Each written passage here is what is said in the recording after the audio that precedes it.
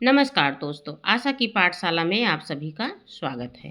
आइए बच्चों, आप सभी को आज मैं कक्षा 4 पर्यावरण पाठ 12 वाष्पन एवं संघनन पाठ का अभ्यास कार्य कैसे करना है ये आप सभी को बताते हैं। तो इसका अभ्यास कार्य का पहला प्रश्न है बच्चों, देखते हैं वाष्पन किसे कहते हैं।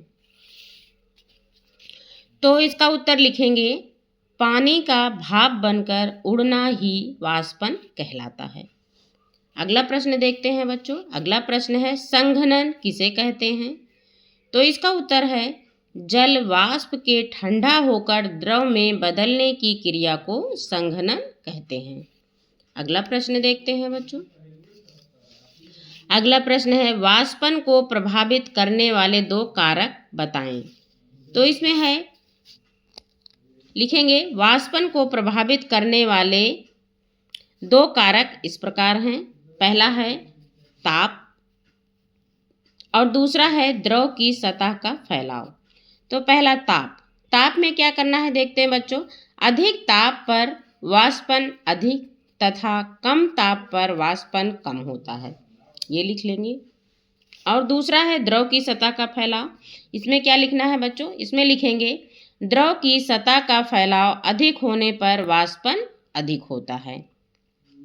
अगले प्रश्न पे चलते हैं।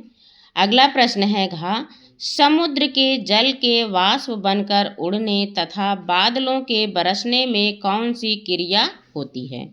तो बच्चों इसका उत्तर लिखेंगे समुद्र के जल के वाष्प बनकर उड़ने में वाष्पन तथा बादलों के बरसने में संघनन की क्रिया होती है। अगला प्रश्न देखते हैं। अगला प्रश्न है संघनन को प्रभावित करने वाले 2 कारक लिखिए। तो आइए चलते हैं, देखते हैं दूसरा कारक कौन। अब इसका उत्तर देखेंगे, संघनन को प्रभावित करने वाले 2 कारक इस प्रकार हैं। पहला है ताप और दूसरा है पृष्ठ क्षेत्र।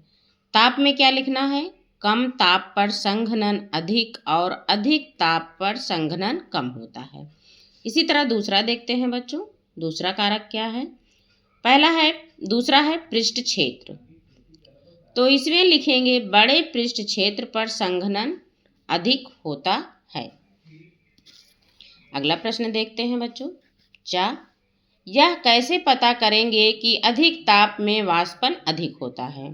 तो आइए बच्चों इसको जानते हैं। जैसा कि आप सभी जानते हैं, ज़्यादा ताप रहेगा तो जो है वाष्पन अधिक होता है। देखते हैं, लिखना है इसमें समान आकार की 2 थालियां लें। तो बच्चों हम एक बराबर समान आकार की 2 थाली ले लेंगे। उसके बाद क्या करेंगे, प्रत्येक में एक छोटी शीशी माप कर डालें। हर थाली में 2 थाली लेंगे। उसके बाद प्रत्येक थाली में हम शीशी भरकर माप करके जो है डालेंगे पानी।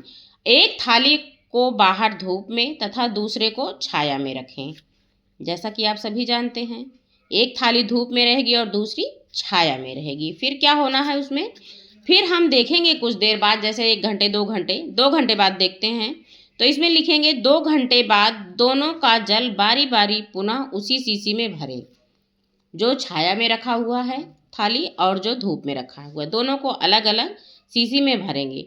अब अंतर देखेंगे दोनों में क्या होगा बच्चों, दोनों थालियों के जल की मात्रा में अंतर आ जाता है, क्योंकि धूप में रखी थाली में जल की मात्रा अधिक ताप के कारण कम हो गई है, अर्थात धूप में रखी थाली के जल का अधिक ताप तेजी से घट गया। क्योंकि बच्चों जो थाली धूप में रहेगी उसमें जो है क्या होता है, धूप के कारण जो है भाप बनकर पानी उड़ जाता है, तो उसमें जो है कम हो जाएगी उसकी मात्रा। और जो छाया में रहेगी उसकी मात्रा अधिक रहेगी, क्योंकि वहाँ पर धूप नहीं लग रही है तो वहाँ पर पानी कम नहीं होगा, भाप बनकर नहीं उड़ेगा। चलिए अगला प्रश्न देखते हैं। अगला प्रश्न है बच्चों सही गलत, इसमें भरने वाला प्रश्न है दूसरा। इसका देखते हैं कम ताप पर संघनन ... होता है। तो इसमें बच्चों हम भर लेंगे अधिक, क्योंकि कम ताप पर संघनन अधिक होता है, तो यहाँ पर हम अधिक भर लेंगे। देखते हैं अधिक ताप पर वाष्पन ज़्यादा होता है। अधिक ताप पर वाष्पन यहाँ पे ... होता है, तो यहाँ पर हम ज़्यादा भरेंगे। अगला है देखते हैं, तेज वायु में वाष्पन डाट डाट होता है, तेज हो जाता है। अगला, भाप ठंडी होकर डाट डाट की बूंदों में बदल जाती है। तो इसमें बच्चों हम भरेंगे पानी। भाप ठंडी होकर पानी की बूंदों में बदल जाती है। अगला प्रश्न है, मौसम शुष्क होने पर वाष्पन होता है। तो इसमें बच्चों 3 ऑप्शन दिया गया है, कम, अधिक, बिल्कुल नहीं। तो इसमें हम जो है कम पर सही का निशान लगाएंगे, क्योंकि मौसम शुष्क होने पर वाष्पन कम होता है। तो कम पर हम ये निशान लगा लेंगे। अगला प्रश्न देखते हैं, खंड का के अधूरे वाक्यों को खंड खा की सहायता से पूरा कीजिए।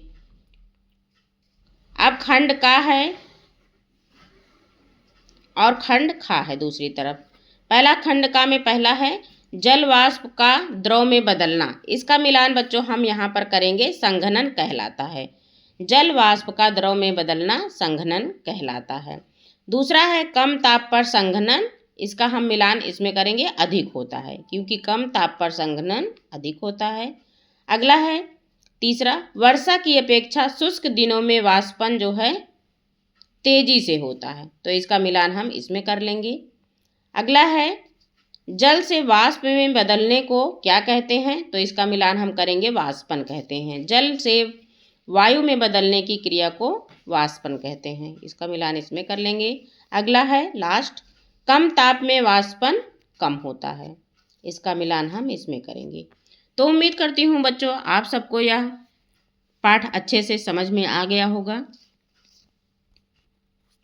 वाष्पन और संघनन। अगर हमारे चैनल पर नए हैं तो हमारे चैनल को सब्सक्राइब ज़रूर कीजिएगा। इसी तरह से आपको अच्छी अच्छी वीडियो देखने को मिलती रहेगी। मिलते हैं नेक्स्ट वीडियो में, तब तक के लिए बाय बाय।